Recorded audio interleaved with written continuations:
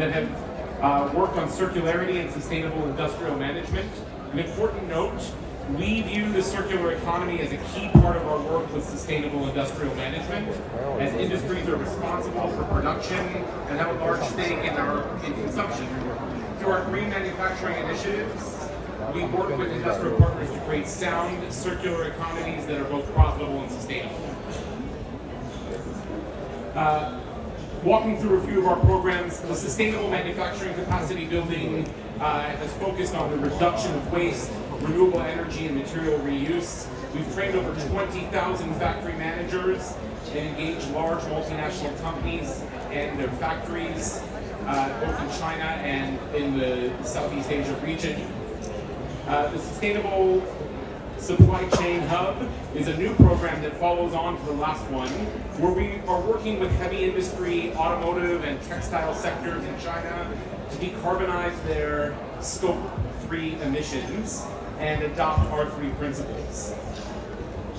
The Mekong Sustainable Manufacturing Alliance was a USAID-sponsored ISC-implemented program that strengthened sustainable and competitive manufacturing in Cambodia, Thailand, Vietnam, and the entire Delta region by supporting factories to adopt leading ESG principles. We partnered with dozens of multinational brands in their supply chains, including solar installations, adopting sustainable biomass guidelines, and circularity practices. On the sustainable biomass guidelines for this program, one of the outputs were guidelines that are now a fashion industry standard. They establish guidelines for the sustainable use of biomass as an alternative solution for phasing out of fossil fuels in the fashion industry.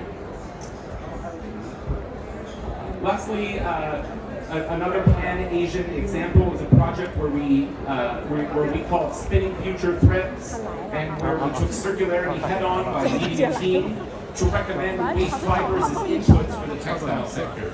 It was a groundbreaking program that drove more renewable and more sustainable sources of fiber, as you can see on the chart. And in addition to the environmental and economic benefits, the report looked at the community and social implications of agro-residue transitions in the sector. These are just a sampling of some of our over 150 projects that ISC has led over 35 years. We're proud that across all of our projects, including those that tackle circularity, we always center the communities most affected by the solutions in our approach to our work, and we hope to collaborate with you to make a more people-centric, just transition. Thank you.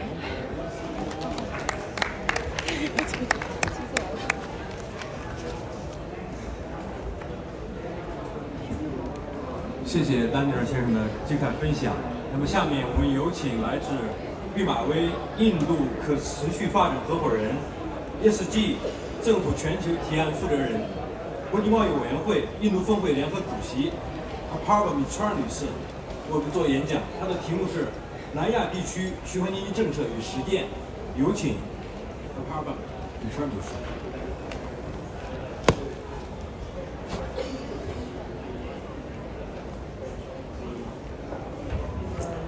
Thank you so much for the opportunity.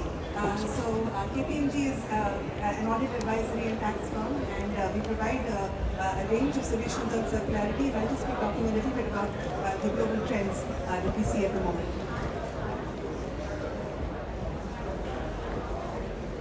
Can we go to the next slide?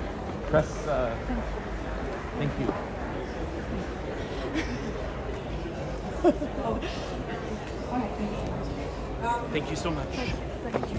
You know, as we witness, the world is now moving towards, from historically being a linear economy to a circular economy. So, a linear economy essentially is the take, make, and waste model, right? But we realize today that we're facing so many resource constraints. It's a growing population, growing urbanization. There are needs for resources and for energy has increased dramatically. So today we need to go for like a circular approach, which essentially started with the 4 R's, which is reduce, reuse, recycle, recover. There are not many more R's that are added to it now, which includes refurbish, reimagine, reinvent. But essentially it's about pumping back what you take from what you add to the economy back into the economy, right? So today if you look at where we are, only less than 10% of the resources that are added into the economy every year are recycled back into the economy. So there's a huge gap at the moment. There's also a big disparity when it comes to developed versus developing economies.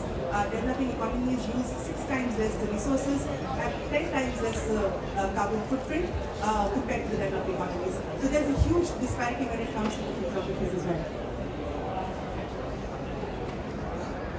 So at the macroeconomic level, there are multiple challenges that circular economy solves, which I think a lot of you may be aware of, so I'll skip that. But what do businesses need to do and what do governments need to do? Businesses need to change their procurement models. They need to come up with new innovative business models, and I'll talk about some of that in my next slide. But governments also need to provide the right policy ecosystem to be able to drive this change. And it's also important to recognize that sometimes when it comes to circularity, it could be the same policy. And when